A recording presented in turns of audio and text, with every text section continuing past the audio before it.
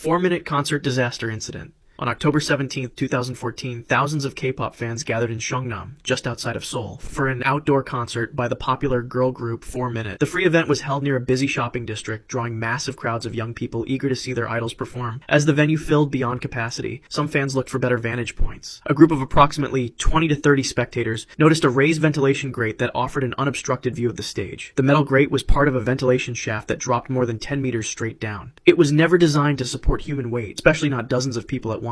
As 4-Minute took the stage and began their performance, more fans crowded onto the grate. The thin metal cover began to bow under their combined weight. Some witnesses later reported hearing a metallic groaning sound, but in the excitement of the concert, no one paid attention. At 5:53 p.m., with no warning, the grate suddenly gave way. In an instant, 27 people plummeted into the darkness below. Their screams were drowned out by the music as they fell more than 10 meters, the equivalent of a 3-story building. Those who fell first hit solid concrete at the bottom of the shaft. Those who fell seconds later landed on top of them. The impact was devastating. 16 people died from catastrophic injuries, their bodies broken by the fall. Many suffered compound fractures where bones pierced through skin. Others experienced severe internal bleeding and crushed organs. On stage, the performance continued for several minutes before anyone realized what had happened. By then, the ventilation shaft had become a mass grave of broken bodies. Astroworld Festival crowd surge incident. On November 5th, 2021, 50,000 fans gathered at NRG Park in Houston, Texas for rapper Travis Scott's Astroworld Festival. The event had sold out within minutes of tickets going on sale. By nightfall, the crowd was densely packed, waiting for the headliner to take the stage. Many had been standing for hours in the Texas heat. Security measures were already failing. Earlier that day, hundreds of people had broken through entrance gates, bypassing security checkpoints. By 8:30 p.m., medical staff had treated dozens for heat exhaustion and dehydration. These were just warning signs of what was to come. At 9:06 p.m., when Travis Scott began his performance, the crowd surged forward. Those in front were instantly compressed against metal barricades. Behind them, thousands more pushed forward, creating a human wave that no one could resist. People began to fall. Once someone went down, others toppled on top of them. The pressure built to catastrophic levels. In the center of the crowd,